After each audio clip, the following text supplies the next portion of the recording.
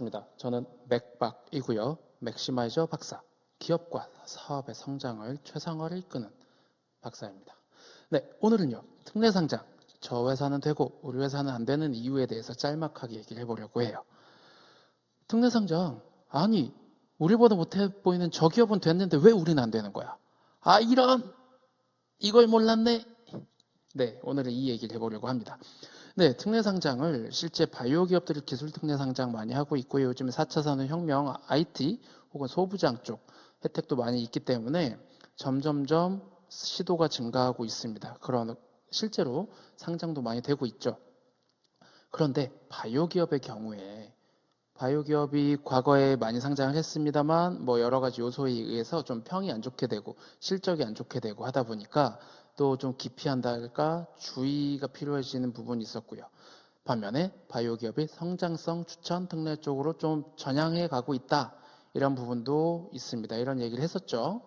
그러면 이번에는 기술 특례 혹은 성장성 특례에 있어서 아니 쟤네 회사는 됐는데 왜 우리는 안 되는 거야? 이런 고민이 있을 겁니다. 여기에 대해서 일부 얘기를 좀 짚어볼게요. 자, 비교를 했습니다. 경쟁회사 우리보다 못하는 것 같은데 실제 상장뿐이 아니고요. 저희가 뭐 신기술 인증, 신제품 인증할 때도 그렇고 여러 가지 하다 보면 기업들이 이런 얘기 하세요. 아니 저 회사 우리보다 못하는데 뭐 기술 까보면 별것도 없는데 쟤네는 인증받고 성공하고 왜 우리는 안 되지? 마치 아주 작은 잘 영업 안 되는 커피숍 사장님이 스타벅스 커피 맛없어. 근데 왜 쟤네 인기 있는 거야? 라고 고민하는 것 같기도 해요. 네, 뭐냐?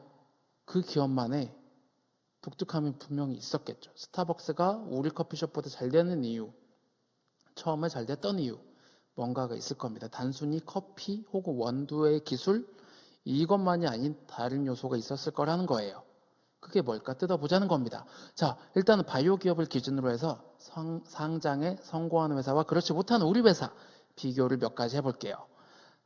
둘 다 기술 특례를 시도하는 회사가 있었습니다. 그런데 한 회사는 성공했고, 한 회사는 미치겠네. 안 됐다는 거죠. 성공한 회사는요, 주관사 계약을 하고 나서 약 1년 정도 거쳐서 상장에 성공을 했습니다. 그런데 반대로 우리 회사는 실제 상장에 난관에 부딪히고 있는 그 몇 개 회사들은 주관사 선정부터 난항을 겪고요. 주관사를 또 만나긴 했지만 여전히 예비심사 청구를 못하고 좀 시간을 보내고 있기도 합니다. 그런데 이 회사의 특징을 찾아볼까요?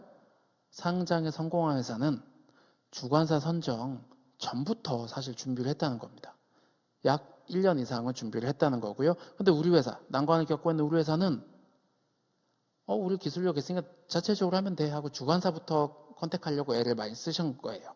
그래서 나름의 사업계획서 만들어서 제출도 하고 제안을 해주세요 라고 했는데 반응이 별로 없고 기술 좋은 건 알겠는데 솔직히 좀 곤란하네요 이런 얘기를 듣습니다. 그런데 실제 준비 기간이 있었고 없었고의 차이가 그래서 중요하다는 거고요. 근데 준비를 무엇을 했을까요? 성공한 기업은요. 자체적으로도 물론 많이 했지만 전문가를 통해서 전문 컨설팅 기업한테 좀 의뢰해서 우리가 뭐 예를 들면 기술을 10개를 보유하고 있는데 이 10개를 다 있어요라고 제시하는 게 아니라 그 중에 현재 매출이 나고 있거나 라이센스 아웃이 되어 있거나 그렇게 좀 뭔가 성과가 있는 것 혹은 시장성, 성장성이 있다라고 판단이 될 괜찮은 아이템을 좀 선정을 해서 우리 회사는 바이오 기업 중에 이걸 주력하는 회사입니다 라고 컨셉을 먼저 잡은 거죠. 그래서요 우리가 10개 이상의 많은 기술, 데이터를 보유하고 있지만 그 중에 한두 개만 선정해서 우리는 일단 이 회사야. 그런데 여기에 연결되는 파이프라인을 이렇게 갖고 있어. 후속 사업화가 가능해 라는 스토리를 짠 겁니다. 그리고요 단순히 파이프라인만 있다고 해서 되는 건 아니고 비즈니스 모델이 굉장히 중요한데 특히 특례상장은요 기술성에 대한 입증도 굉장히 중요하죠. 그래서 우리는 이런 기술입니다라고 일단 하나만 선택해서 기술 평가받는 것. 두 번째는 거래소나 주관사의 시각에서 통과가 돼야 되잖아요. 이건 기술만 갖고도 되지 않습니다. 얼마나 투자자에게 안정성을 줄 수 있는지 그리고 성장할 수 있는지 즉 수익이 날 수 있는 사업인지를 어필하는 게 중요하거든요. 그건 바로 비즈니스 모델입니다. 그래서 기술을 기반으로 해서 비즈니스 모델을 이렇게 탁월하게 갖고 있고 이건 시장의 성장 가능성이 굉장히 높기 때문에 우리는 해볼 만한 회사입니다. 지금은 조금 미약하지만 할 수 있는 가능성이 있다는 걸 보여줘야 되는 거죠. 그게 바로 비즈니스 리모델링이라고 저는 표현도 하는데, 비즈니스 모델, 사업 모델을 개편하고 좀 구조 조정해서 그럴듯하게 보이는 것, 그리고 그게 실현 가능성 있게 만드는 것, 그것이 실제 저희가 하는 일이기도 하고요. 그런 부분을 도와드리는 거죠. 그런데 반대로 상장에 어려움을 겪는 회사는 CFO에만 집중을 하시는 경향이 있습니다. 근데 일반 상장, 수익 상장을 하는 형태라고 하면 CFO의 역할, 회계적, 재무적 관점이 되게 중요하기도 하지만 기술 특례, 성장 특례는 당장의 재무가 약하기 때문에 미래를 보고 투자해달라라는 거잖아요. 그래서 CFO도 굉장히 중요하지만 그 이외에 기술성, 사업성이 되게 어필이 돼야 한다. 그러기 위해서는 회사 내부에서 다 갖추기에 좀 어려움이 있을 수 있거든요. 왜냐? 제3자, 특히 기술, 우리 시장을 정확하게 모르는 주관사, 거래소의 입장에서 판단을 하기 때문에 그들의 눈에 맞는 표현과 방식, 이게 중요하다는 거죠. 그래서 상장에 성공한 회사는 그런 제3자 관점에서, 그리고 실제 전문 컨설턴트의 관점으로 사업화 모델을 수립을 했기 때문에 상장에 성공을 했고요. 실패하거나 어려움을 겪는 기업은 우리 회사 관점에서 기술을 어필하거나 CFO 관점에서 재무적인 부분만 확충을 하다 보니 비즈니스 모델의 매력도에 놓침이 있었다라고 볼 수 있겠습니다.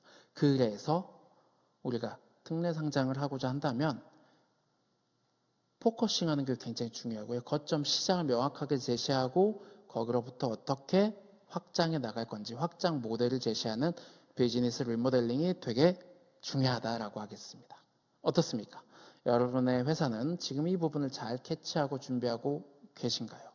회계법인을 통한 PA 컨설팅, 법무법인을 통한 법률 내부 통제, 정관 컨설팅 필요하지만 그 이외에 특례 상장을 준비한다고 하면 사업 모델링이 굉장히 중요하고 우리 회사의 기술 요소 중에 무엇을 포커싱해서 제시할 것인가, 이것이 중요하다.